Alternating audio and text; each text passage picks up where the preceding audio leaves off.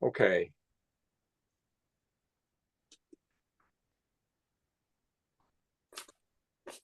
As I said, we'll wait till 4:02.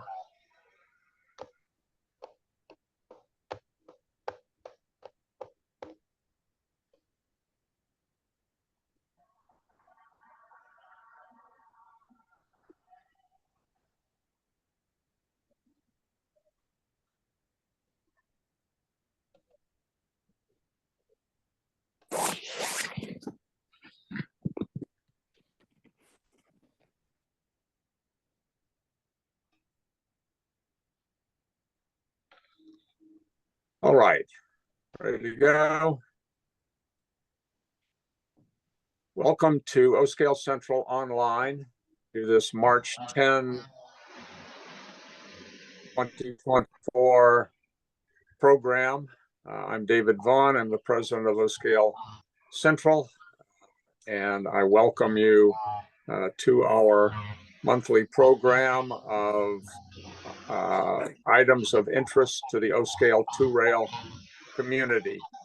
As indicated, this program is being recorded, and it is being recorded for subsequent placement on YouTube so that people who wish to see the program again, people who did not have an opportunity to join us live will have an opportunity to get the information that we're sharing. There are about a year's worth of these programs on YouTube, and you can get the link to those YouTube programs through OSCAL Central's website, which is pretty simple, oscalcentral.com. We want you to take a look at that anyway in order to observe our scale-wide product and service guide, to see our schedule of coming events, to get our material on getting started in OSCAL 2-rail and dealing with frequently asked questions that we might have from the people who come to us, either because they are already OSCAL 2-rail modelers or because they are OSCAL 2-rail curious. I want to thank everyone for participating, and we have a neat program. We're going to do things a little differently than we have. There have been a number of broadcast critics who tell that our programs have been running too long. I apologize for that, and I know from our guru Terry Parents, who started a bunch of OSCAL online layout tours and programs, that his survey was that you begin to lose people after about 7 minutes of doing any one thing. So we're going to try. We'll try and keep the overall length of the program down. One of the consequences of that will be that we will do our usual round of introductions at the conclusion of our featured guest's presentation rather than beforehand. We have two updates by way of introduction, and I want to find out if anyone from OSCAL West or the Chicago March meet are on the program. I was told there would be somebody from OSCAL West. Is there anyone? Yes, there is, and it's me. I'm Tim Diebert. Hi, Tim. How you doing, David? Good. Welcome to OSCAL Central Online. And before I hear anybody else hears what's going on with OSCAL West, let me inquire whether anybody's here from Chicago, from the Chicago show. If not, I'll simply do a brief plug. But OSCAL West has been one of the flagship shows for OSCAL 2-rail over the last, 30 years or so, long time run by Rod Miller, who was former president of our predecessor organization, O-Scale Kings. And the committee that is now in charge of O-Scale West has elected to go ahead with flags flying, and I'm really excited at that.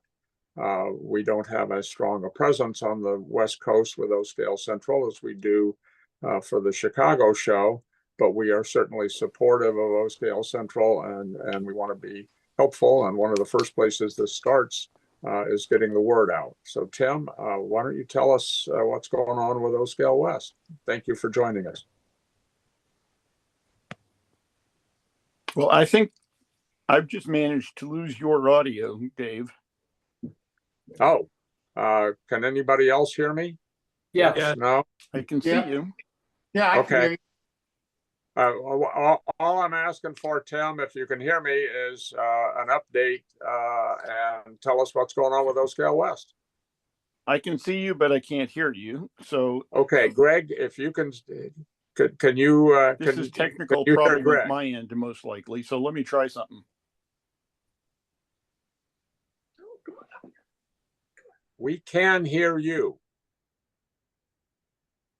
He might have his speaker turned off, David.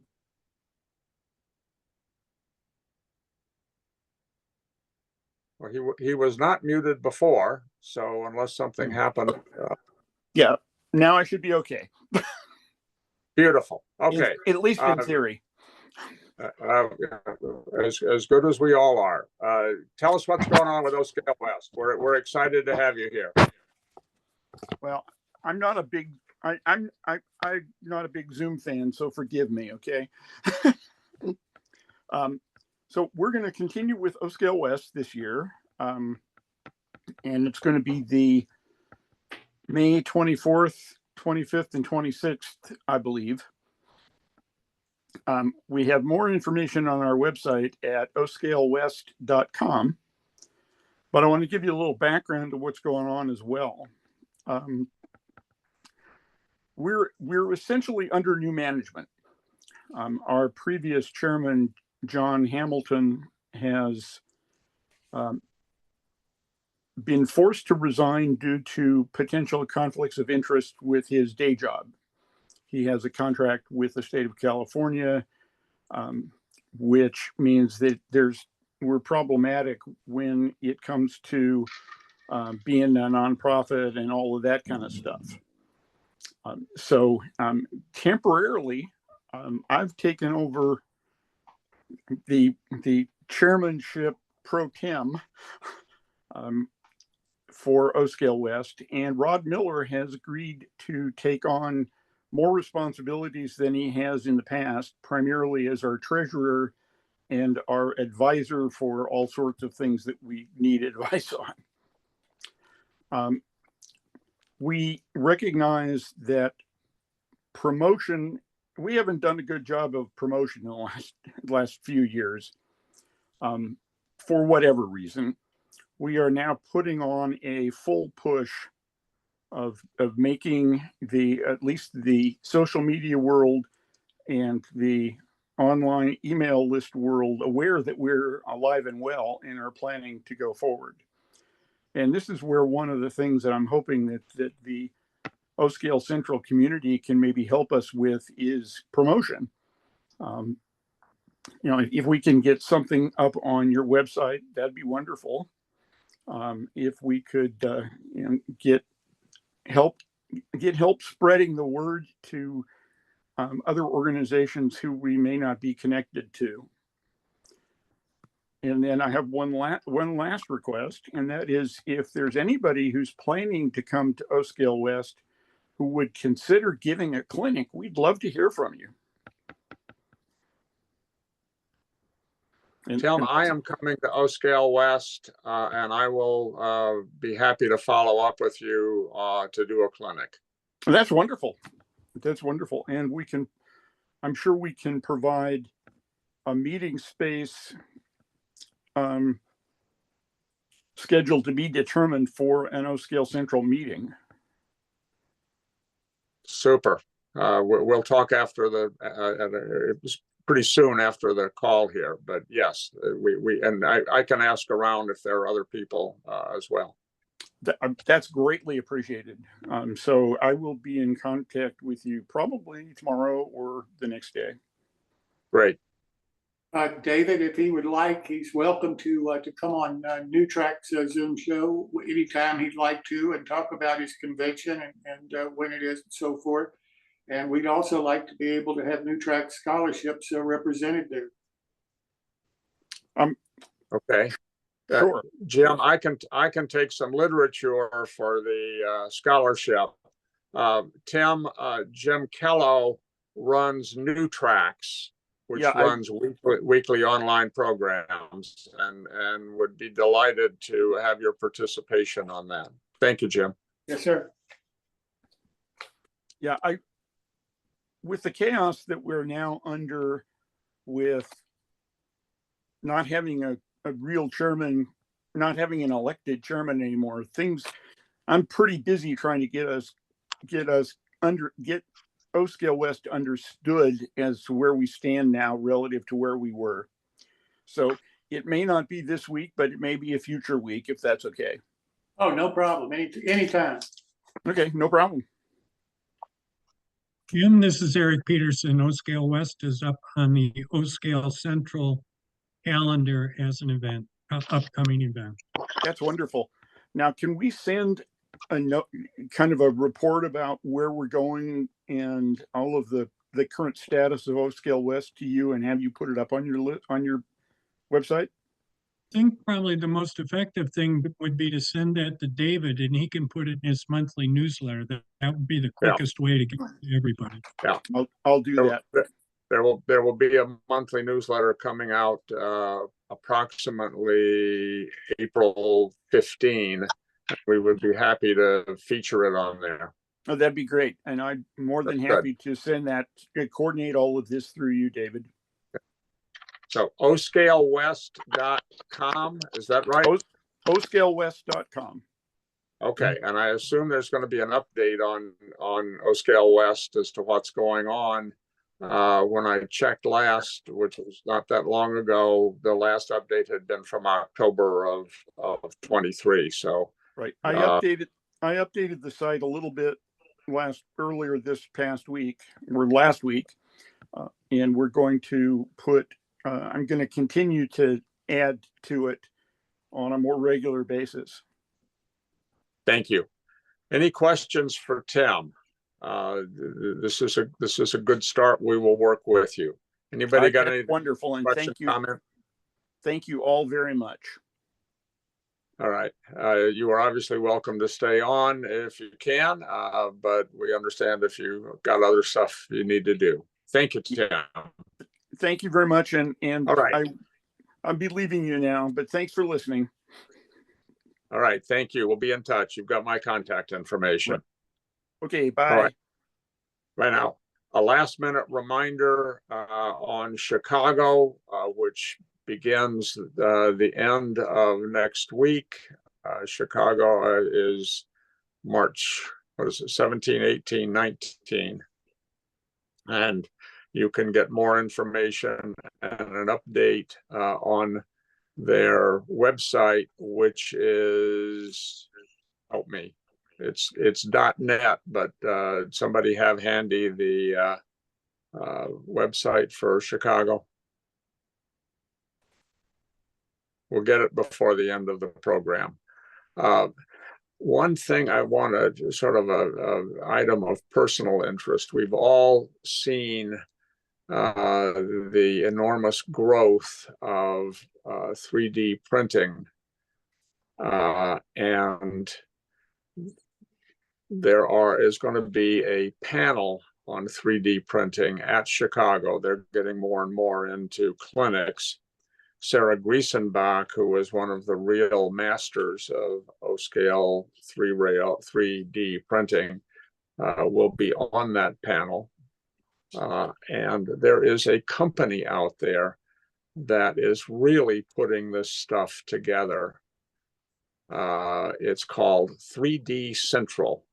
I don't think we have any copyright problems simply because it's somewhat similar to our name.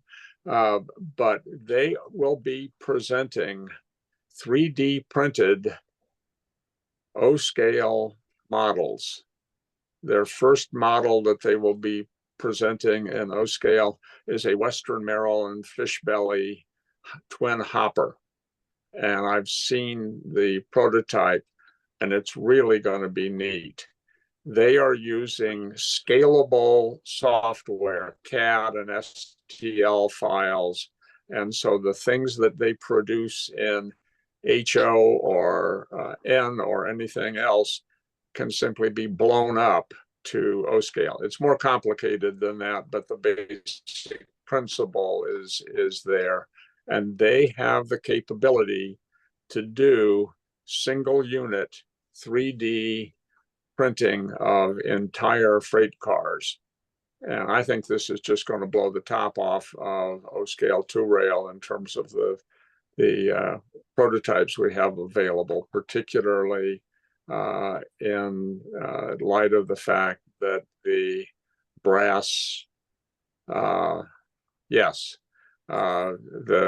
website for 3D Central was just flashed on the chat, so you can pick it up there. Anyway, they will be at Chicago, and it is very important that everybody check them out, buy the products they have available, make sure that they understand that we are very interested and excited with what's going on in 3D printing in O-scale. 3dcentral.com. All right. Our guest is a real master of modeling. Lance Mindheim is a custom layout designer, author, and thinker for the hobby, and is really doing some cutting edge stuff. We're having some background noise, guys. If you have background noise, could you mute yourself, please? Could you mute yourself, please? Thank you. Lance has 3 principles that I know about, and he's going to tell us about more.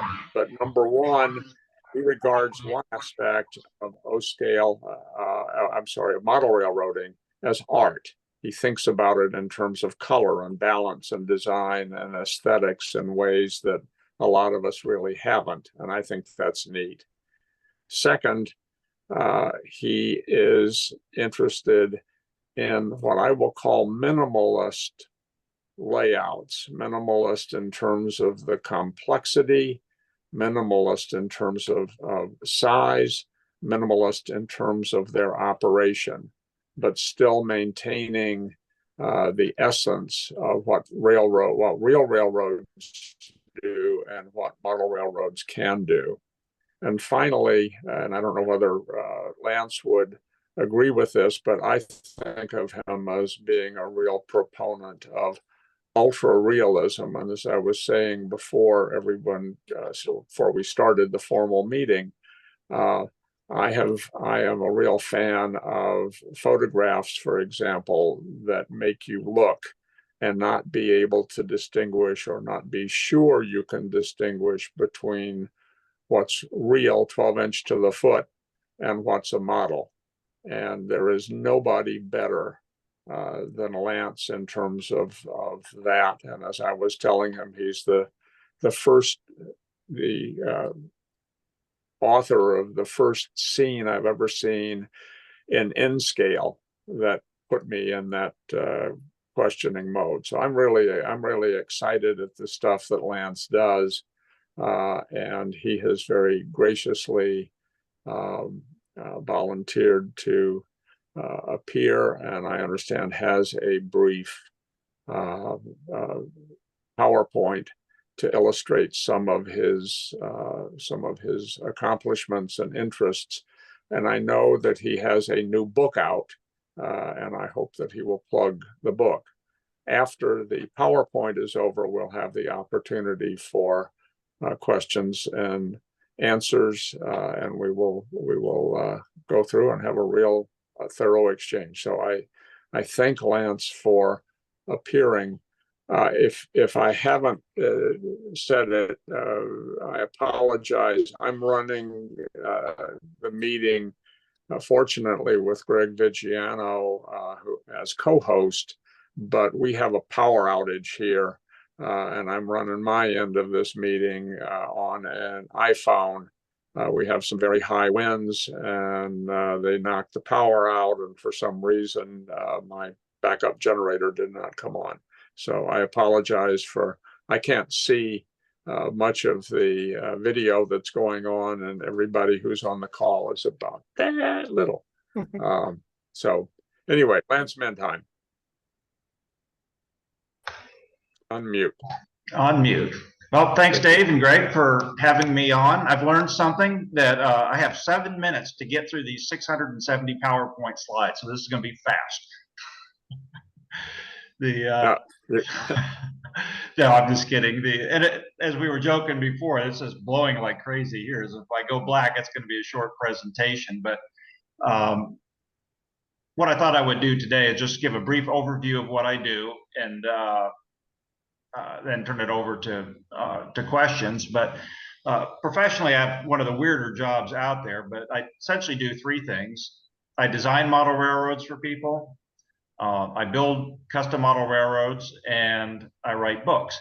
So having said that, we will see how this share screen works, and we will get to a 14-slide PowerPoint presentation, and then we will open it back up, hopefully.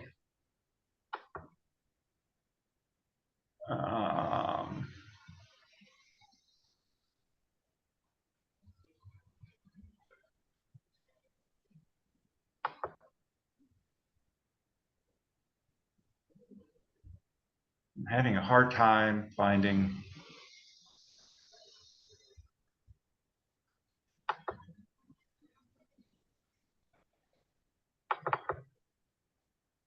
This looks promising. Bingo. Did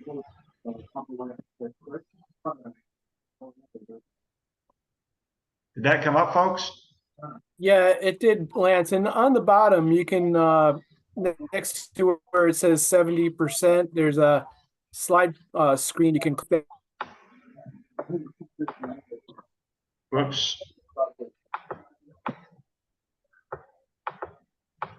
And I believe I can go to.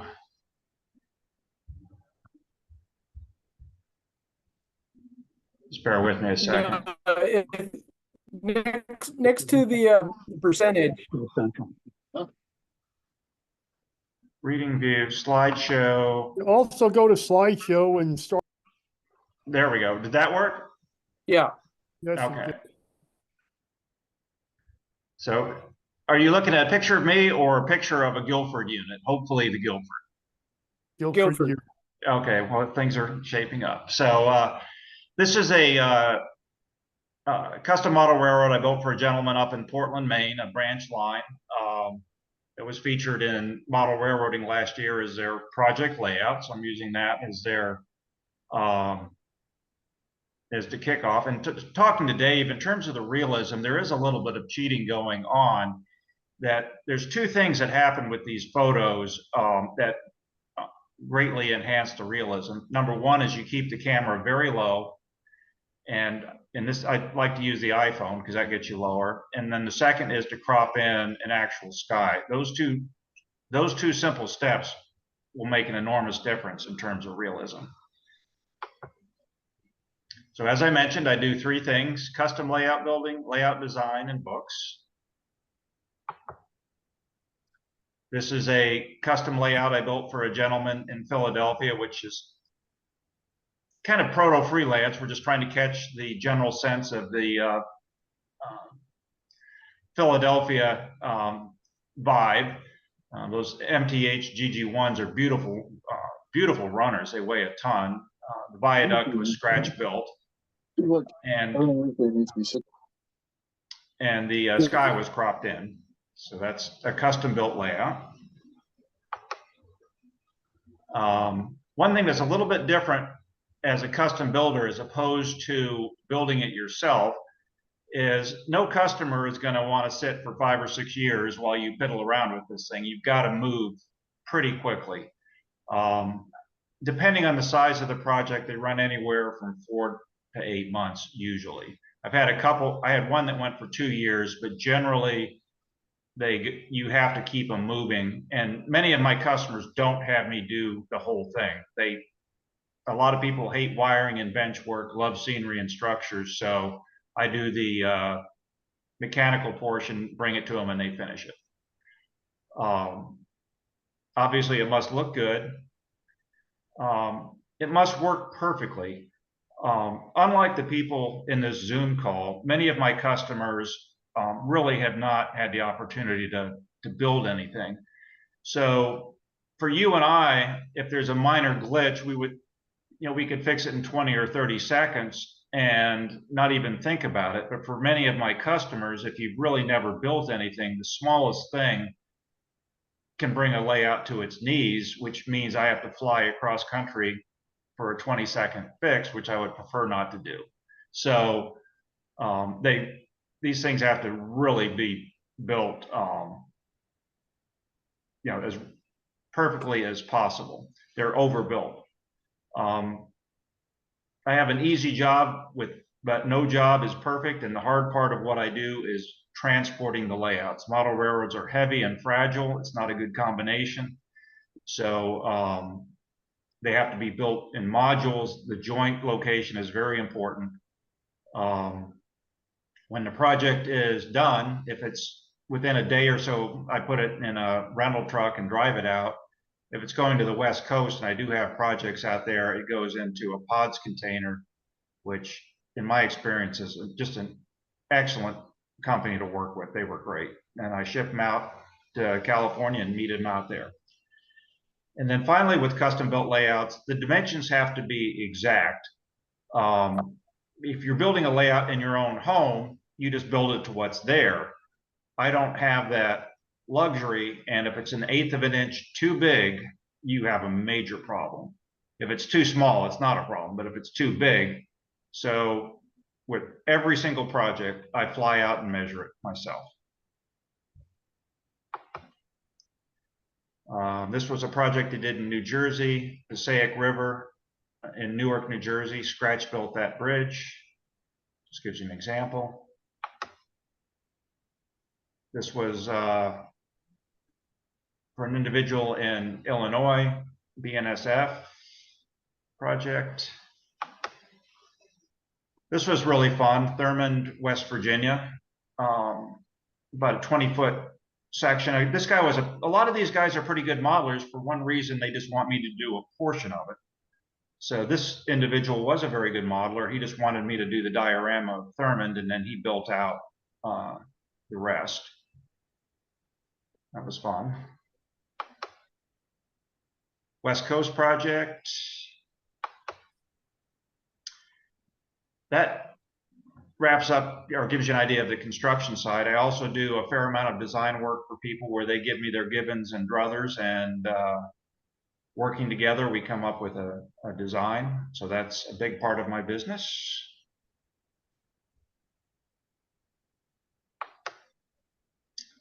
And then I wanted to spend a little more time on this because I think it applies more to the O-scale market, but a big part of my business is writing books. And the hobby is very broad. You have very diverse interests. Rather than trying to write books that appeal to all people, it's really geared more towards the prototype modeler or prototype freelance modeler. My layout is not necessarily small, but I am a proponent of progress, and particularly for somebody that has very limited time or really needs to have some success behind them, there's a lot to be said for switching layouts. So I have a 5-part series on switching layouts, design, build, operate, and a couple track plan books. The easiest way to find me is through Amazon. I self-publish through them, so you just put my name on Amazon and things will pop up there. I would take a hard look at the operating, because the more you understand how a real railroad operates and you incorporate that, it effectively stretches your layout so you get more bang for the buck. And you can decide yourself how far you want to take it. I mean, if it should be fun. When it stops being fun, don't do it. One more. This was the book that Dave had alluded to, Model Railroading as Art. I view this more as a planning and composition book. But again, we all have our own perspectives. Some people are builders, some are operators. But if any of you have been to the Thorn Rooms in Chicago, you can see that what we do is really not that different than Thorn. And we, you know, if we want to, we can view our subject as art. So that just gives some, it's primarily composition and color treatment in that book. It can be found on Amazon. That's my Los Angeles Junction layout. And again, you can see I took this with an iPhone 6, which to me gets very close to what the human eye can see. And I like the 6 more than the 13. It has a single lens. So the realism is enhanced by using a low angle, the iPhone, and then cropping in the sky. My latest book, I really had hit the point where I'd covered all the major subjects that I wanted to. And I really didn't want to get into niche markets where you'd have a small group of passionate people, but maybe a very small market. So I've really, with the Kalmbach Structures book coming out hopefully later this year, I've covered all the major topics. And just for fun, I'm taking it in a different direction, which is what I call plausible fiction. If I wrote a book on a specific short line, the danger is if it doesn't appeal to that group, it's going to be pretty darn boring, where you get short line started in 1947 and this happened and that, and here's the pictures. So what I've done is create fictional short lines, but try to write it in a way that it's very believable. This is a fictional line set in Miami, starting on the next one, which will probably be based on Curtis Bay neighborhood of Baltimore. So I go through the first book is a backstory and photographs, and the second book, or the second half of the book, is how you could model it and a track plan. So this is the one I just finished. For those that are local, that locomotive, if you recognize it, Dave, I don't know if you do, that's the waste management switcher over in Annapolis Junction. And then I photoshopped that onto my photos I had from Miami.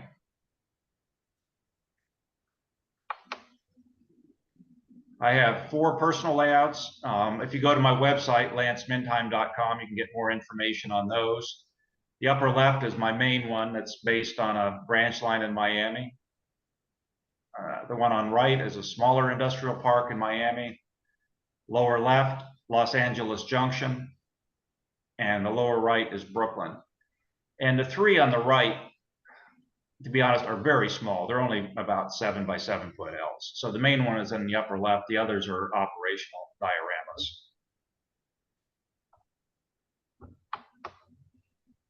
And if you want to reach me, my company is shelflayouts.com. I have a personal website, lancemintime.com. And then on my books, you just go to Amazon and put my name in. And I think if I hit stop share, I went over my 7 minutes, but there we go. I'm back. So that's all I had. I'll open up to questions. And Thanks, Lance. Sure. Greg, you have a conventional display on your computer, right? Yes. Okay, well, why don't you handle the coordination of questions, because I'm still looking at the little postage stamp size on my iPhone. So. Okay, that's fine. Well, I wanted to say thank you, Lance. That was an excellent presentation. My personal copy of your publication came the other day in the mail, and I've been going through it.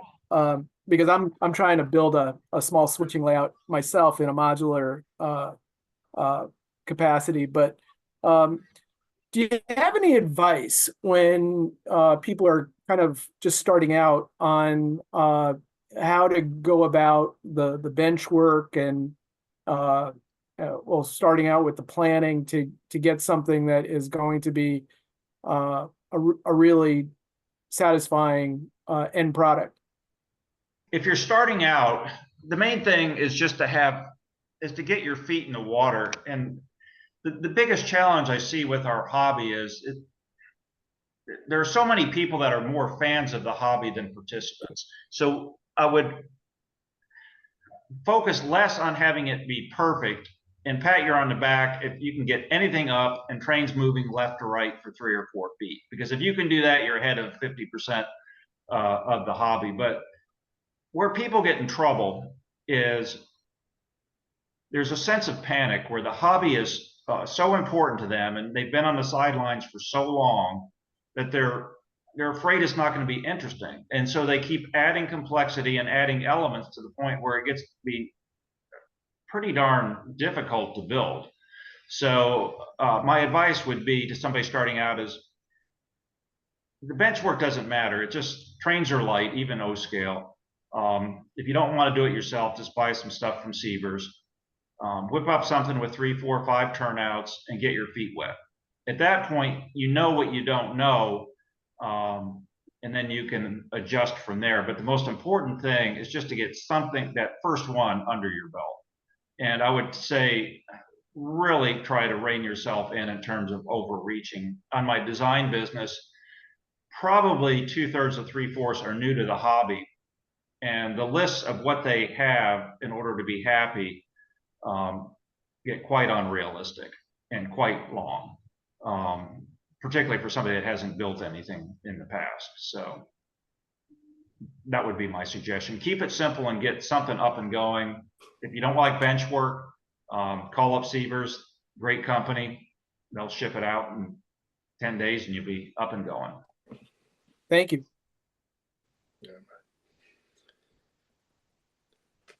Yeah, Lance. Hi. Hi, this is Dan. And been following your work since I've seen it whenever you started publishing. So whatever that was, let's go from there. I get a background too in design, even has gone as far as having been in the design department, product development for Lionel trains back in the 90s. So right now I'm building professional models for people like yourself. And some of the things I've seen people run into, whether they're here on this Zoom call or you may have heard it yourself, and I've been trying to help people, is I see them have what they call AMS. In AMS, we call it Advanced Modeler Syndrome, and they get stuck not moving forth on a model. And for me, it's just like get into it and go. And some people just can't get that charge. And I find those issues with those people either being, especially when they're starting to scratch or starting to kit bash, is they got a kit that's $100 to $300 or whatever that number is, and they're afraid to screw it up.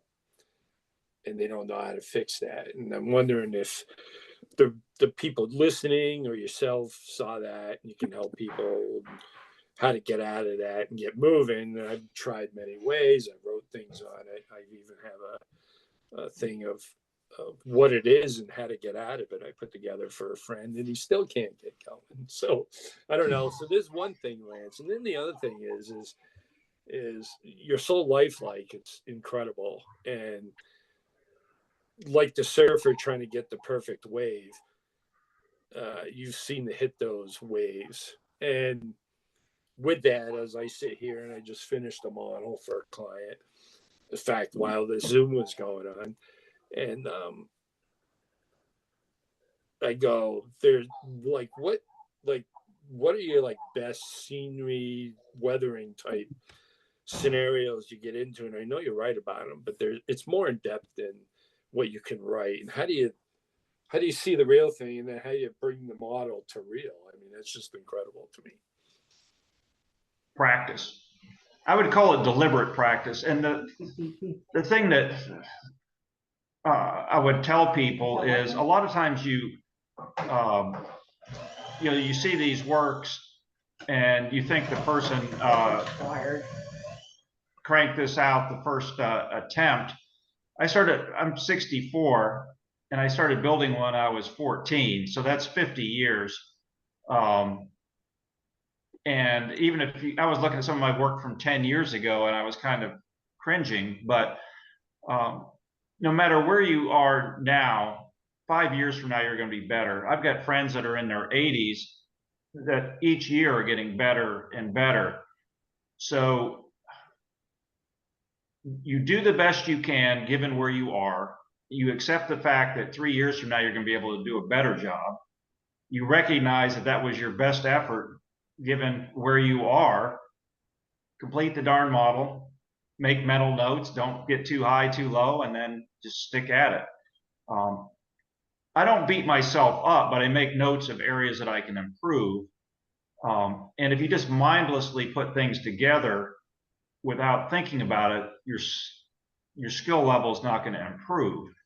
And that may not matter because we all have different areas of our lives where we're more serious than others. Sometimes we have certain hobbies that are just casual recreation, and other we put more time into. But to answer your question directly,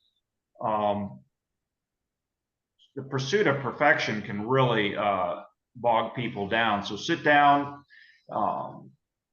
This isn't the end of the world if it's not perfect, and it's not going to be perfect. Get in there, get it done, move on to the next. So that's what I would suggest.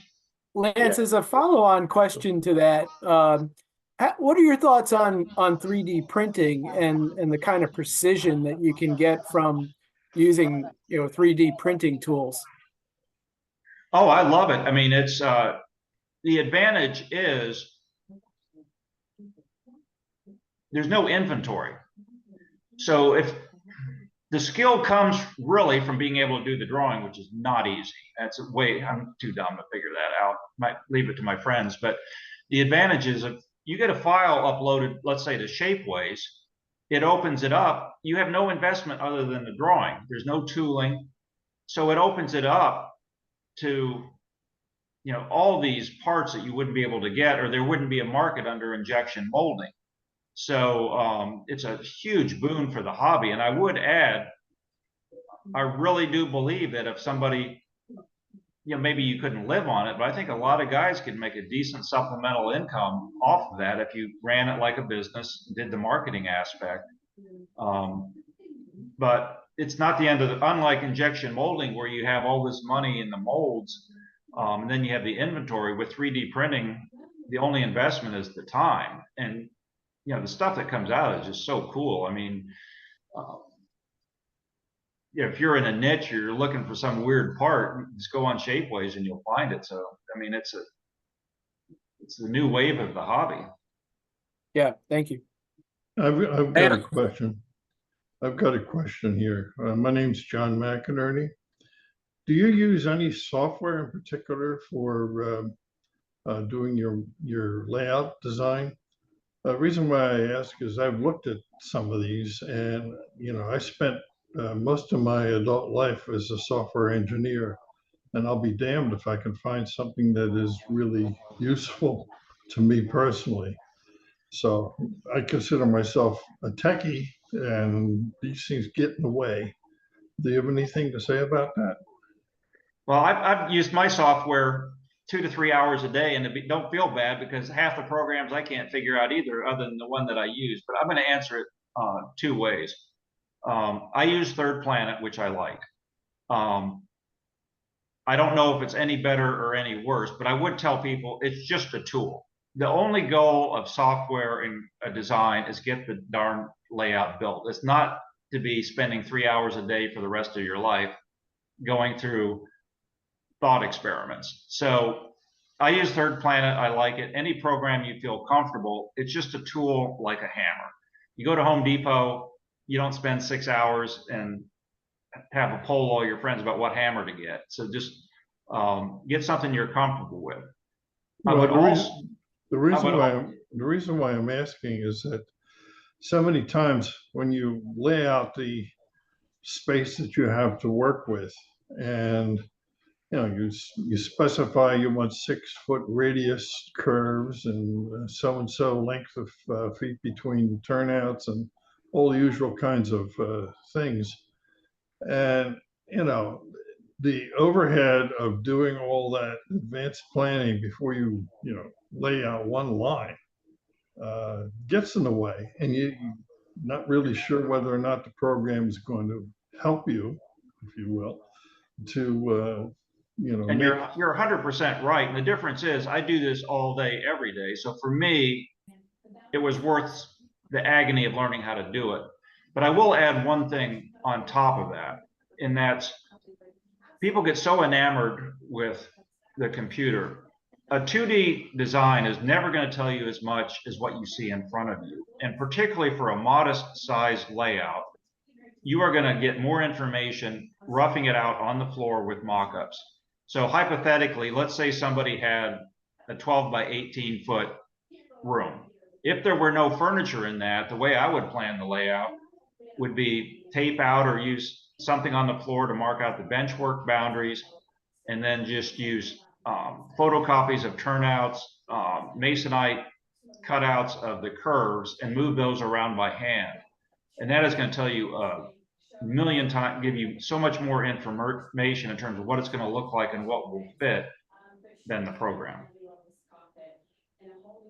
Hey, John, I have a follow on to that one. I downloaded this package called SCARM the other day, and it's I just put the link in the chat, and it's free track planning and design software you can use. It's not too hard to figure out. It's just like drag and drop, choose your scale. It's very, very powerful for a free tool.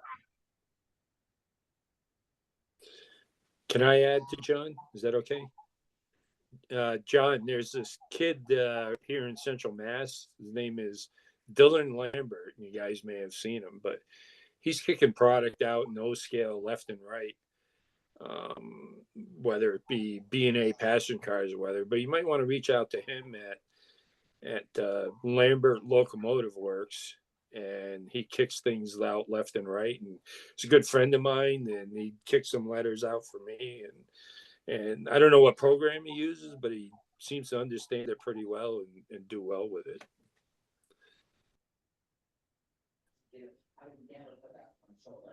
Lance, I know that you build to customer specifications. So if somebody says they want to lay out with screen wire and plaster, I'm sure you do it.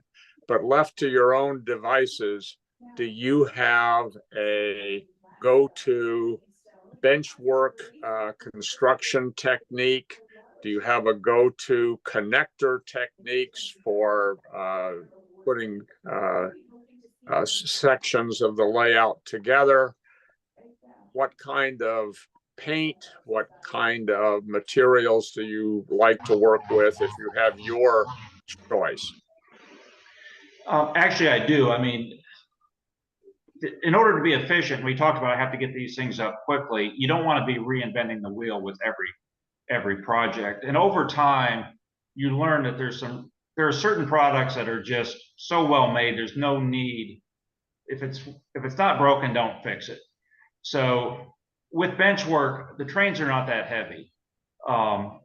Essentially, I make my own bench work using the design that Sievers does. So if anybody, just buy a couple Sievers modules. If you don't have a shop, I have a shop. If you don't have a shop, buy a couple Sievers and use their stuff or copy theirs. So that's what I use for the bench work. Sub road bed is next level up. HO and I use 1/2 inch birch. O scale, you might want to go to 3/4. For track, I try to assess how prototypical our modeler is. If they're a casual recreationalist, I use Pico or Atlas. If they're more prototype, I use microengineering. And then for control systems, I tell people, just look at it as a TV remote. You push the button and the train goes. You don't need to know what's inside. There's many excellent systems. I use NCE just because I want to standardize. There's other good systems out there. So once I get away from mechanical and electrical, then you get into the artistic aspect, and that can really vary from project to project. Thank you.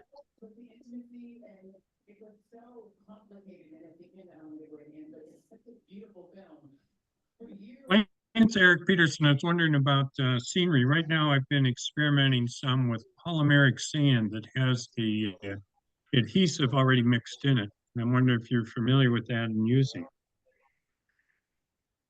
No, but I'm curious. I have spent a lot of time with grout, which is an exceptional product. And I think there's a lot to be said for when you have the adhesive in it, there's a huge advantage in that you're not going to get the craters and dimples of applying matte medium from the top. The one thing I always caution people is I'm really big on trial runs. Get a piece of scrap, see how it reacts, see how it looks. And then I do think it has merit. And I would add it on top of that, you can just go up to the Home Depot or Lowe's. The grout products are so realistic in terms of their color, and they're so easy to work with. It's in a similar vein to what you just said, but yeah, I think there's a lot of merit to it, but just test it first. Yeah, that's what I've been doing, and I've been quite pleased with it. I think, of course, a lot of it you buy in 50-pound bags for like $30 or something, and I'm searching right now for material that'd be a good ballast for O scale. So it's not having some problem with a lot of the grains are pretty small, but I think it's got a lot of potential. I think that in general, because the ballast is really crucial, to the extent you can stick with natural materials, which you are, the better it's going to look.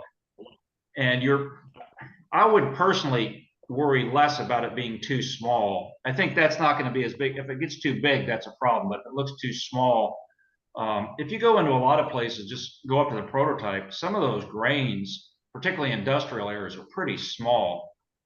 So I'd have to see it, but I would worry not so much about it being too small. Yeah, I'm working, looking for something I can use for the mainline ballast. Obviously, the variety of other products will be fine in a small town or a switching area.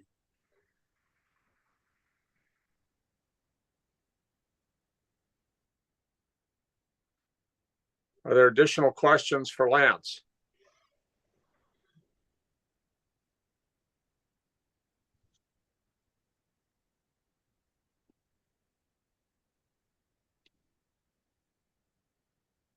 Lance, Greg, do you see any other questions from the audience?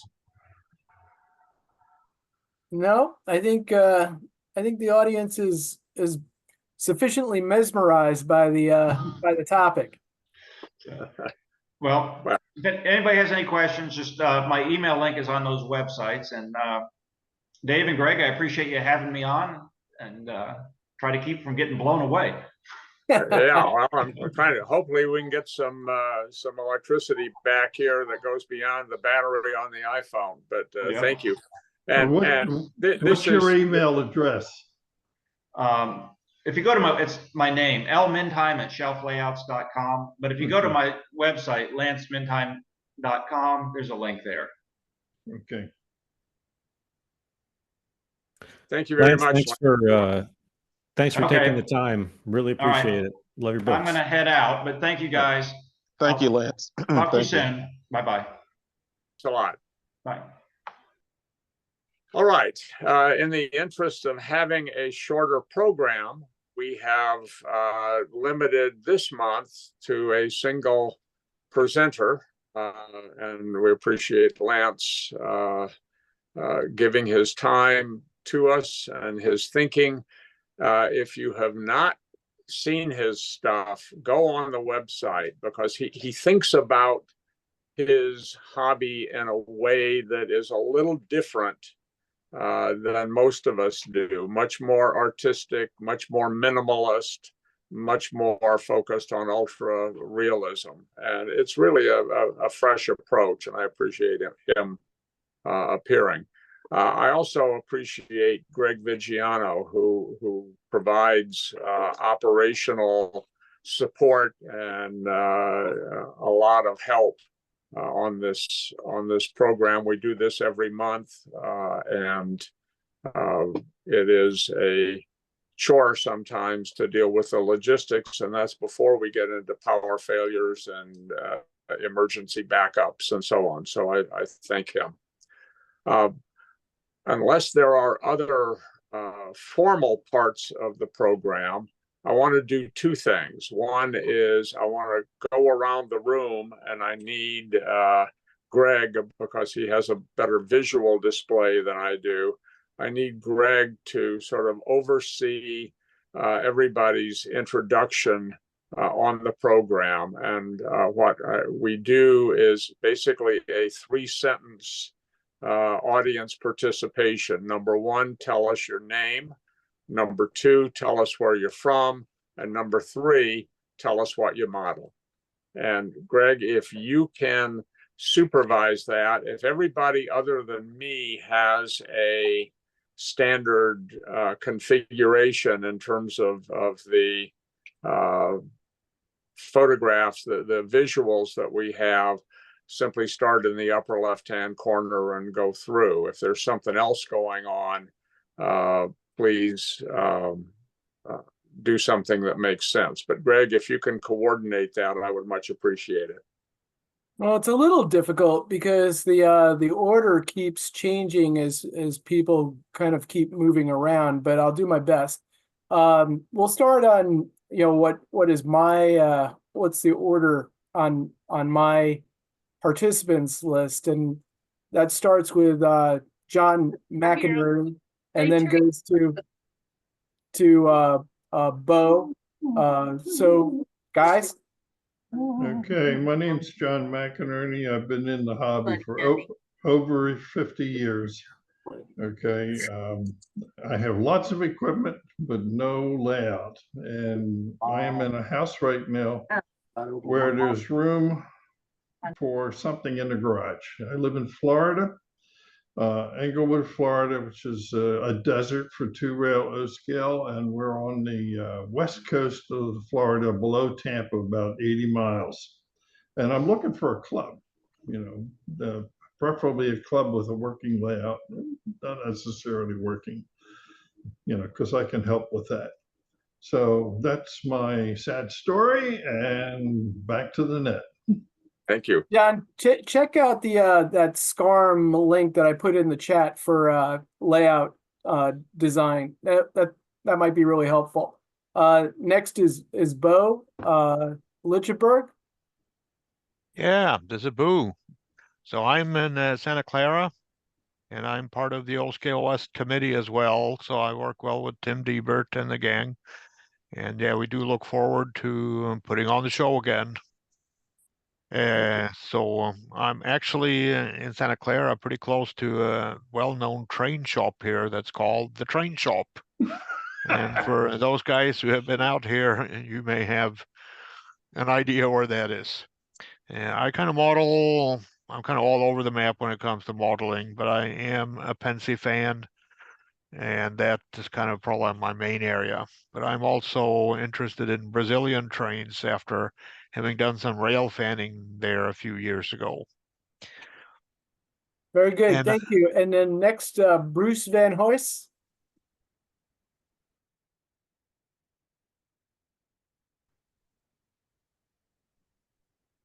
Okay, then Eric Peterson. Yeah, Eric Peterson, live in Carmel, Indiana, just the north side of Indianapolis. And I model in O-Scale 2-rail, and I model CSX and predecessors all the way back to steam engines. And I would suggest to John, on the O-Scale Central chat, send me a message. I'm the contact us guy, and we'll put you in touch with Walt, who is involved in Florida layouts if you don't already know him. I hang out with Walter. Every time Okay. he sets up his thing, his layout, I'm usually there. Okay, very good. Very good. And then going to Joe Barker and then Joe DeFranco. I'm Joe Barker. I'm from Alameda, California, which is in the San Francisco Bay Area. I model mostly three rail, and it's unusual because I'm involved in a club, and our three rail layout is outdoor, and so it's one of the few outdoor three rail layouts I think in the country. I'm also sort of involved in two rail O scale, and I'm looking forward to keeping involved in two rail and three rail O scale. Thank you. Okay, I'm Joe DeFranco. I live in Norwalk, Connecticut. I've always liked O scale. I have shelves of equipment, and I did start laying out in a previous house. In the house I live in now, I don't have any room. But one word of advice I'd like to tell everyone is don't ever buy a boat if you're interested in a layout. That was really such a distraction. So thank you. It was great being here. This is my first time here, and I really enjoyed all the presentations and interactions. Well, welcome and come back. Thank you. I will. Next, Marion McDonald and then Pat Rivard.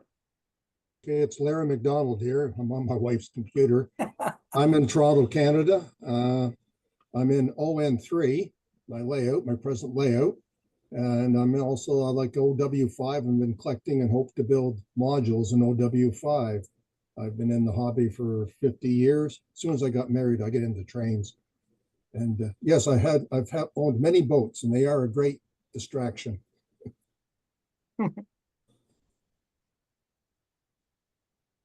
My name is Pat Rivard, and I O-scale rail 2 rail, and it's BC lumber. So that's what I'm into. So I've been in it for now 15 years now. That's great. Thank you. And then how about Paul Hansen and Christopher Burns and then Dan Weinhold? This is Paul Hansen. I'm from Southeast Indianapolis, Indiana. I'm the Proto 48 advisor for the O-scale Central. And I am modeling Indiana Railroad modern post-coal era. And my favorite expression is when somebody asks you how much you spend on a railroad, just tell them it's like a boat.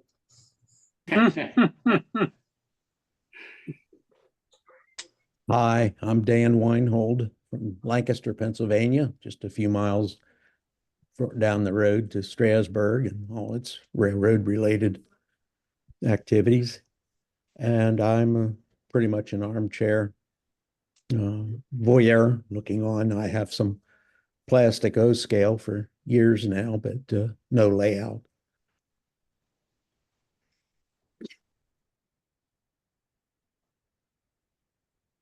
Well, Dan, I hope you were taking notes during Lance's presentation, because a lot of the stuff he does is really pretty, it's simple, and it's a great place to start. Thank you. How about Dan Rabel and then David Myford? Okay, hello, I'm Daniel Rabel. I'm in Medina County, Ohio. I'm mainly modeled the nickel plate as well as the Lakeshore Electric, which interchanged with each other. And right now, this second, I'm working on two railing a PA1 using some precision scale trucks and 3D printed up a solid pilot for it. So hopefully that'll get a new lease on life in time. Thank you. Very nice.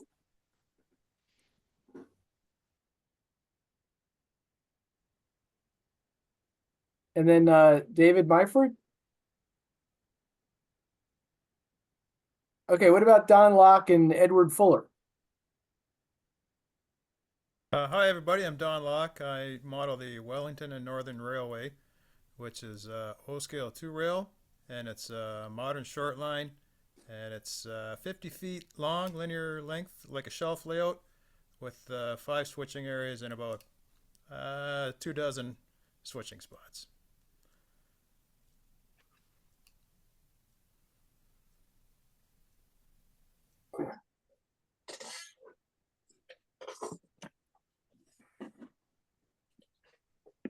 Okay, I'm Ed Fuller. I'm from Johnson City, Tennessee, which is up in the northeast corner. I'm developing a little short line layout. I don't have room for it at the moment, but I'm developing plans for a little O-scale 2 rail layout. Thanks, Ed. And I have Gordy from NMRA on. Gordy, and then how about Jamie Robinson? Hey, I'm Gordy. Probably met most of you, but if I've not met you, I'm Gordy. I'm a master model railroader, president of the NMRA. I'm in the UK in a place called Orkney, which is where Scapa Flow is, and the British and American naval base from both world wars. I do model in O-scale 2 rail. I never knew there was 3 rail as a kid growing up because I grew up in an O-scale 2 rail house.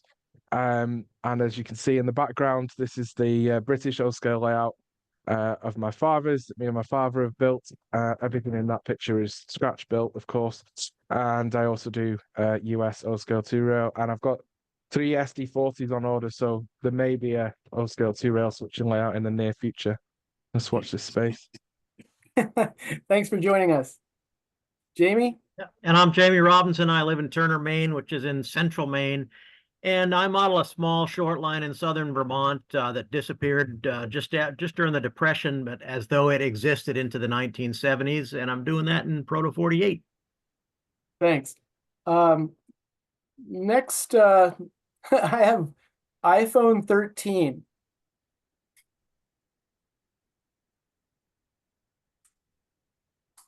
Okay, John Ackerman and Kent Haberly. Hi there, I'm John Ackerman, and I live in Pullman, Washington. And I was intrigued by 2 rail O-scale when I went to a club down in Portland, Oregon one time. I was like, I must own something that's that massive compared to N-scale and HO. So I'm going to build myself a 2 rail O-scale switching layout in the living room, not in the basement. And then in the basement, I'll have a Camas Prairie inspired HO scale layout. And Jamie? Is Jamie Jamie on? Jamie Robinson?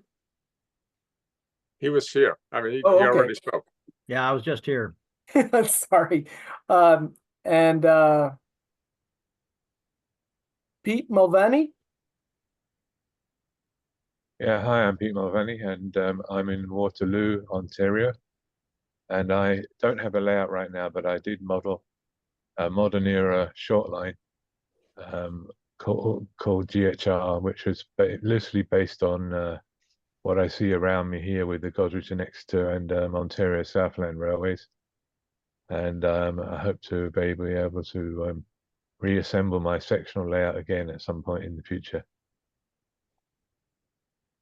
Excellent. And then Sven?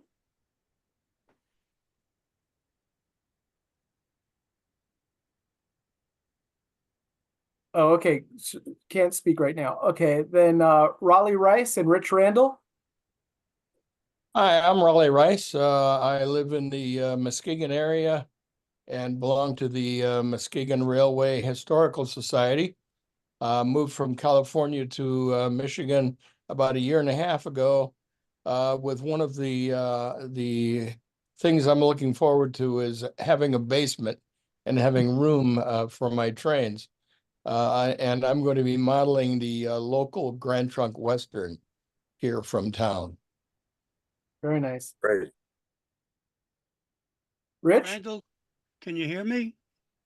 Yes. Okay. I live in Gettysburg, Pennsylvania, Model the Milwaukee Road at Avery, Idaho. Very good. Strange acoustic. Now there's a bunch of people on here like iPhone 13 and some There you first go. names. So if I missed I- anybody, Hey there. iPhone 13 left a message in the chat room. I couldn't see all of it, but part of it's in that. You skipped me, Greg. Al Judy, Harrisburg, Pennsylvania. oh, Al, sorry about that. That's all right. I model in ON30, ON3, and 2RO and logging and backwoods modeling. And I'm also the promoter of the 2 Harrisburg O-scale shows. Tell us when the next one's going to be, Al. Okay, April the 6th, all O-scale, all 2-rail, one-day show. How do people find out about it? Well, you can go to Harrisburg All O-Scale on Facebook, and I'll post the links in the chat. Great. And I think you forgot me too, Jim Kello. Hey Jim, go right ahead. It's hard for me to see who's on here. Some of the people are just like first names. So go right ahead. My name is Jim Kello. I've been writing the Nutrax modeling series and O-scale resource for the last 7 years, and hosting a weekly Zoom show for the last 4 years. And now I've started writing an article for my local newspaper on model railroading. It's amazing to me how much response I'm getting from that newspaper article. I'm really interested in talking to several of the people that I've heard talk tonight. The person that had the outdoor 3-rail layout, I'd really like to talk to you. And the Dan, and I can't remember your last name. I think you said you were a Lionel design guy at some point. I'd really like to talk to you. And the gentleman from Florida who lives probably 185 miles south of where I live in Florida. I'd really like to talk to you. David, I don't know how to do my email. I can. Why don't you simply tell everybody what your email is? They can write it down and get back to you. That's good. So my email is jimkello at Nutrax Modeling, NEWTRACKSMODELING.com. And if I've missed somebody that you think might be interested in being involved in my shows or my articles, or would just like to talk about them a little bit, I love to talk to people. I'm probably a little older than most people. Some people have said they've been in the hobby 50 years. I've probably been in the hobby about 75. So I'm down the road. A lot of you I look at as the young group coming along behind some of us older guys. Yeah. Hey, Right. well, I was talking to Lamb, but this is Dan Bigda. I didn't get to introduce myself. Jim, I'm the Lionel guy you were just talking about, so I'll send you an email. But anyways, my background is I have a certificate and a degree in model making, believe it or not. And I spent 7 years at Lionel in the Lionel Trains Design Department, coming up with new accessories, locomotives, and so forth in the mid-90s, from 92 to 99. And he asked what I'm modeling. I used to model an O-scale 2-rail. And now I'm modeling stuff in ON30 for like a Maine harbor type scenario that I'm putting together, called the Ragged Hill Railroad, which was a town and road in a name of a road. Man, I can't speak. A name of a road in the town I used to live in, right here in Central Mass. So nice to meet everybody. This is my third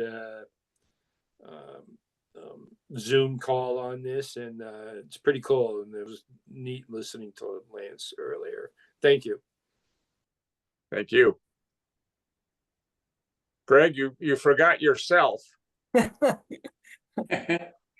Well, Well, yeah, certainly last but not least. Yeah, Greg Vigiano. I'm in Alexandria, Virginia, and I'm modeling the Santa Fe Super Chief, as kind of like a passion project. Cool. Okay, and I'm David Vaughn, and I model. I'm from Clarksville, Maryland, which is today at least the host of some very, very high winds, which have blown our power out. So I'm doing this on my iPhone. I model nickel plate and Canandaigua Southern in 2-rail O scale, and I can not only second the distractions that having a boat is, but I can tell you that having a full-size passenger car is like having a boat. Less chance of getting wet, more chance of having to write big checks for it. And at some point, if John Pearson, whose name I saw briefly at least, is on the call, he may want to second that. And I want to thank Gordy Robinson for participating. Gordy, as he indicated, is the president of the National Model Railroad Association. Some of you may not know that O-Scale Central is the special interest group for NMRA, and we have been building a very positive relationship with NMRA and getting a number of benefits from being in that position. So we hope O-Scale 2-rail is going from a position perhaps longer term of being in somewhat isolation from NMRA to one where we can really work together. And we've been very positively impressed with what NMRA has to offer, and hopefully what we can offer in NMRA. So thank you on that. All right, is there anyone else who hasn't been introduced that hasn't introduced themselves, I should say? Yeah, me. All right, tell us. Lee Davis, Chambersburg, Pennsylvania. Apache Falls branch of the Santa Fe and Proto 48. Excellent. Thank you. Sure. Anybody else? I haven't been introduced, but to the guy, thumbs up to the guy who gets to build a model railroad in his living room. I had to say it. I forgot to say it earlier. So Hey, he must. I'm not be married, single. so. Yeah, I'm single, so I can do it. Okay. Hey, Greg Vigiano. Yes. Can you tell us the date and time of next month's program? Yeah, I certainly can. I need to bring it up on my my Google sheet, and it will be April 21st, Sunday, same time, 4 p.m. And I think tentatively we are going to have Skylar Shippey give us a discussion on the modular layout that he's been working on and is, I think, bringing it to Chicago next week. That's why he wasn't able to join us for this meeting. So that's tentatively what we have, but as usual, we will send out the meeting invite the Wednesday before with the actual program. Great. And for everybody who needs a reminder, the March meet Chicago is coming up this coming week, and Greg Kowal, who is the Brad Kowal, I'm sorry, who is the head of that, reports that the tables are sold out. Pre-registrations are running significantly ahead of last year. The meet has blown through 2 room blocks at the hotel and now has a 3rd backup hotel. So we are expecting probably something on the order of a 20% greater attendance than last year, maybe more. Quite a few more tables. We're very excited about it. O-Scale Central is going to be there. We host a social hour on Saturday evening. We will have a membership meeting on Saturday during the day. We will be working through Eric Peterson from our board of directors on a judged and display modeling contest.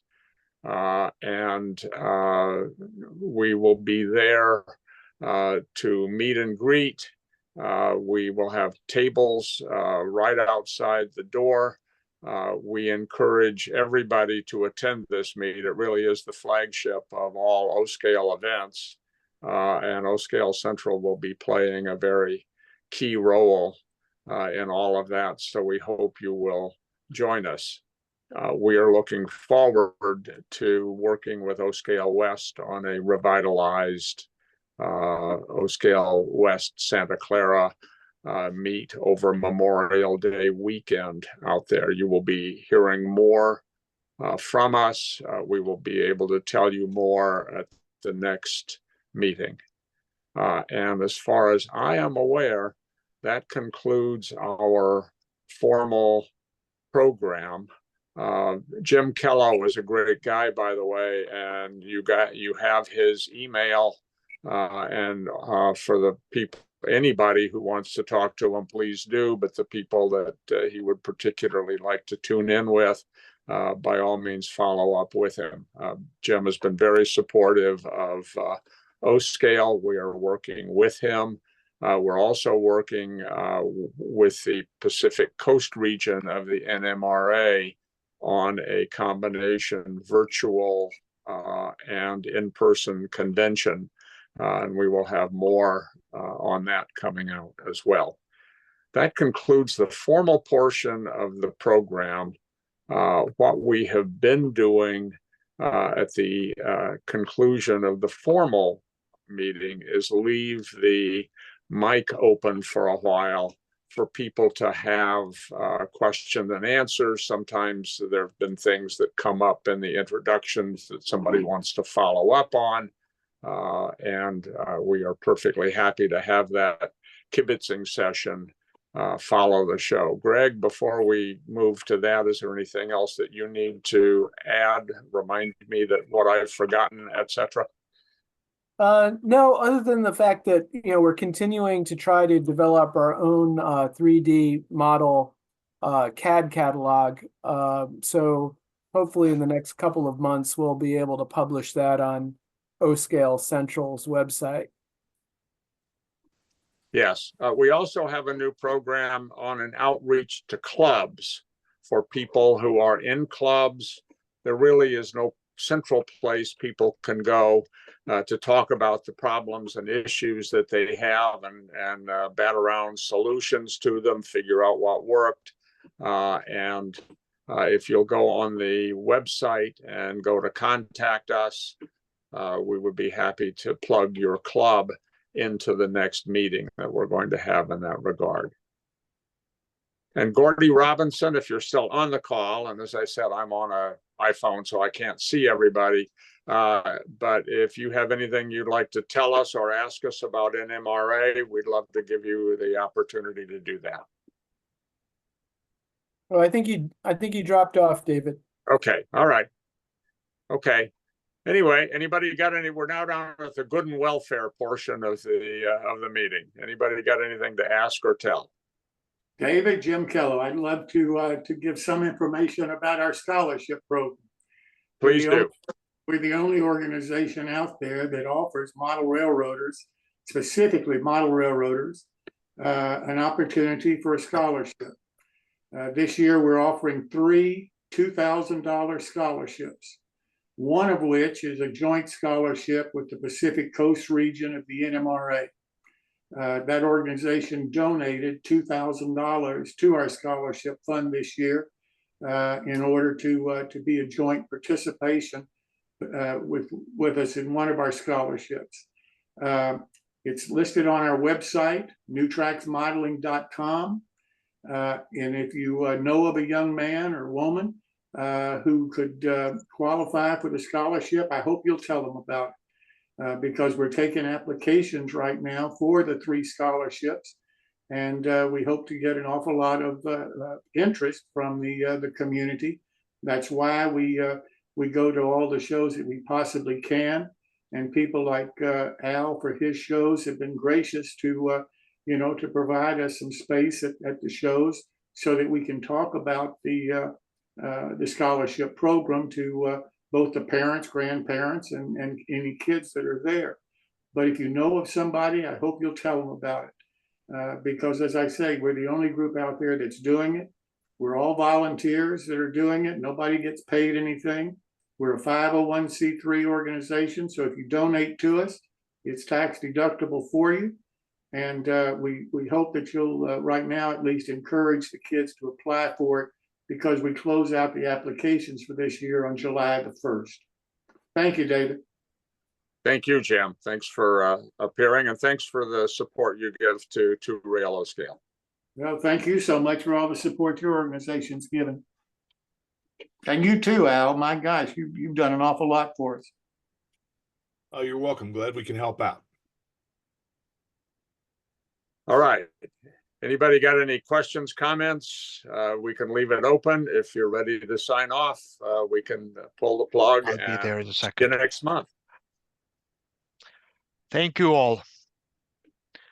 Look forward to seeing you in Chicago. Great. Okay, it's been a great meeting. Nice meeting you all. Good to meet you, and you come back and see us again, Joe. Oh, I sure will. You take Great. care. Be well. Thank you, everybody. Thank Thanks, you. everyone. Thanks for putting this on and everything. It's a great get together. Great job. We're trying to build a community.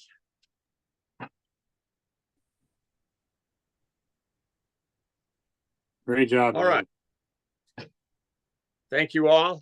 And we'll go ahead and sign off then if there are no questions or comments. Thank you.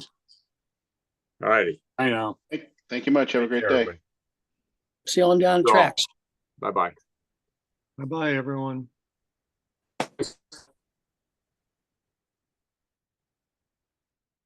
Bye, Dan.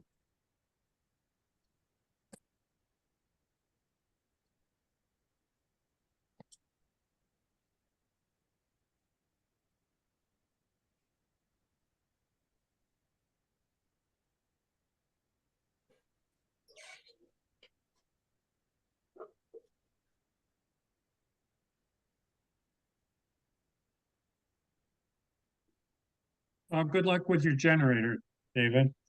I'm not sure what happened. I got this big fancy generator that always comes on, and for whatever reason it didn't today. Yeah. I would check and see if any of your neighbors do not have power as well. Oh just no, to make they sure. I know. I got a notice from the utility, an email notice saying, there's power outage in your area. And as I said, and as several people have said who were from around here, we got 50-mile-an-hour winds gusts today, and I'm sure that something, knocked a branch into the Yeah, you're in the woods. You're in the woods. Yeah. Yeah. You saw, I know you went on and off, in and out at some point. Did you see that Gordy Robinson was on the call? Yeah, and I sent to the NMRA while we were online, I sent a request to put O-Scale West on their international calendar, and I copied Gordy on it just so he would know. So I saw he was on. That's great. I never knew that he was doing some O-Scale modeling. Yes. Anyway, I made some positive comments about Yeah. NMRA. I don't know whether you were on the call when I did that Yeah. or not, but I was. I just froze up for a minute or two and I jumped off, jumped back on. So it worked out okay. pretty well. So I think it was really good. I really like the idea of moving the intros to the back and getting to the core of the program right away. I Yeah. thought that really worked. Yes, And, I think it's a good idea. I think this was probably a little short. I think we could do a second feature, but I certainly agree that we need to not have it go too long. yeah, we got up to 42 people. Yeah. So that was pretty good. And It's they pretty gradually getting a little better. So yeah, I anyway, think all right. All right. Very good, sir. Thank you. All right. Talk to you again I'm gonna soon. We're not two folks on anymore. Talk to you Yeah. later. Yeah. Take Bye, care, Eric. Rich. I'll see you. I'll be on that tomorrow night unless something comes up. Okay. Thank you. Yep. Thank you. Bye-bye.